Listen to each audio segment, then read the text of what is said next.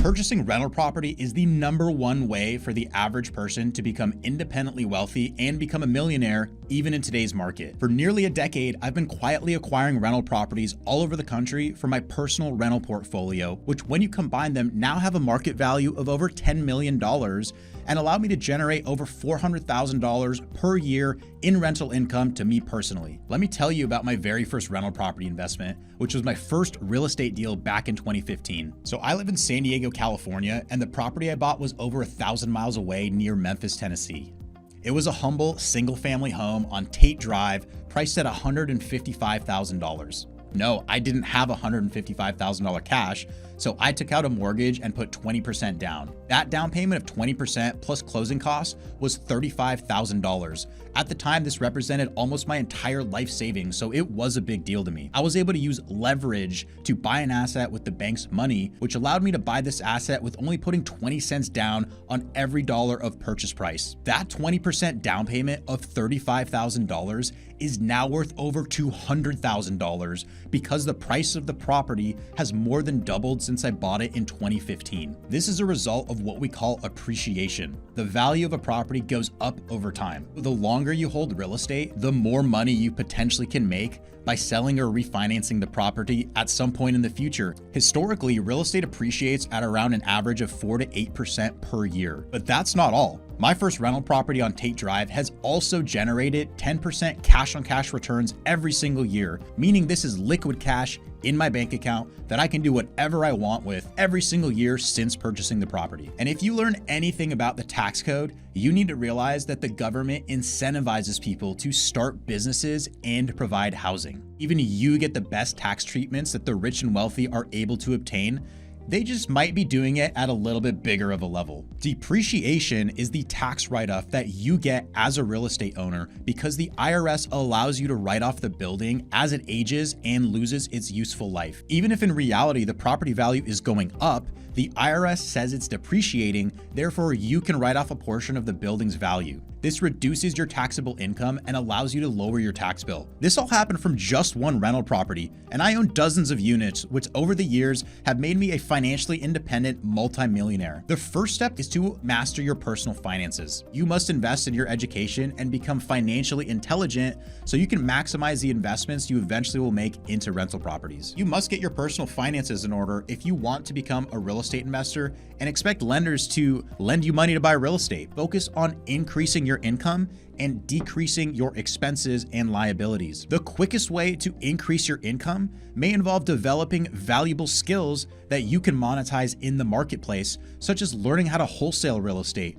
or becoming a real estate agent, or rehabbing and flipping houses, or even really crushing it at your 9-to-5 job. No matter how you create an income, you want to maintain an income that can more than cover your living expenses and avoid any lavish expenses that are unnecessary and don't contribute to your goal of acquiring assets and becoming financially independent. Getting your credit score into the 700s and eventually into the 800s will allow you to borrow money from lenders at lower interest rates. Having a lower interest rate means you're paying less interest, resulting in a lower monthly payment on the same amount borrowed. So you're making more cash flow every single month. Take the time to pay off high interest debt and take all of your debts seriously. Treat your personal finances and your life like a business. Track your monthly income and expenses on a daily or weekly basis. If you're not able to create positive cash flow in your own life, then you'll have a very hard time doing that with a rental property investment. Eventually, you'll have enough to cover a down payment on your very first rental investment property. Step 2 is to get pre-approved and secure funding. There are a variety of loan programs that range anywhere from 0% down all the way to 25% down and up. However, I would plan to save at least 20% down for your first investment because that will give you more net cash flow along with getting some of the best interest rates available for rental property financing. Interest rates are relatively high compared with the past decade, so the more cash you're able to put down on a property, the stronger net cash flow you'll be able to produce. In addition to having enough cash for the down payment, Lenders are going to want to see that you have reserves of at least 6 to 9 months of property taxes and insurance saved up in the bank, and realistically, you're going to want to have some reserves just in case something comes up, like an insurance claim or a busted water heater or one of the many things that will happen when you own rental property. Because the last thing you want to happen is to be forced to sell a property because you can't afford to pay the bills and do the standard maintenance required to keep it rented and keep it pumping out strong rents. Once you start to build enough capital to afford your first down payment, then it's a great time to start talking to lenders and mortgage brokers who can help you acquire a loan to buy your first rental property. Talk to 2 to 3 different lenders who are knowledgeable about various loan products for the types of real estate that you're going to be going after, specifically those who understand and work with investors who are acquiring residential income properties. The purpose of talking to these lenders at this point is to understand how much buying power you truly have considering your current financial situation. If you're able to pre-qualify for a loan, the goal at this point is to get a pre-qualification letter so that you can start to submit offers on properties with a letter that says that you have access to funds to cover the price of the investment. Step 3 is defining your rental property investment criteria. Some of the questions that you want to ask yourself at this point include, where do you want to buy, right? Think about what city, what state, what market do you want to buy your first rental property in and ultimately own real estate in? Do you want to own real estate right in your backyard? We generally do suggest starting in your backyard if it makes sense and you can afford to do it. Also, you have to consider, is where you live a growth market? Are the jobs moving in? Are there people moving in? Is it a desirable place to live? You also want to consider, what type of property do you want to buy? Is it a single family, a multifamily, or some type of commercial property? You also need to define, what strategy are you going to implement? There's a lot of shiny objects out there in real estate, so you want to really define what makes sense for you. Some examples of deal criteria include, I buy single family properties in Hillsborough County under $250,000 that have cash flow of at least $300 per month after all expenses with a 20% down conventional loan. I'm looking for properties that have a minimum of 6% cash on cash return. We'll cover some of that later in this video. Step 4 is finding and analyzing rental properties. The number one source of properties that I personally use to acquire real estate for my portfolio, which has resulted in millions in gains, is the multiple listing service, or the MLS for short. This is essentially the database of real estate listings that are available in every market around the country. I'm personally a licensed real estate agent in California, so I have access to the MLS in the state that I'm licensed in. However, I've acquired properties in over 12 different states, and I don't have direct MLS access in all of these markets. So I use websites like Redfin and Zillow and Realtor.com to find deals on the open market, and I suggest that you do too. One of the easiest ways to quickly filter out deals is by using the RV ratio, or the rent to value ratio. This is the ratio of the monthly rent of a property compared to the sales price. If you can find properties that produce a monthly rent equal to 1% of the purchase price, then it's a good initial sign that you're looking at a good deal. You want to find deals that have at least an RV ratio of 0.75, ideally closer to 1%, for them to potentially cash flow. Cash flow is simply what's left over after you take all of your income generated and subtract all of your expenses. You're going to use real estate comps to more accurately project the rent on any given property. As for the expense projections, you can start by asking the seller or their agent to provide you with a profit and loss statement,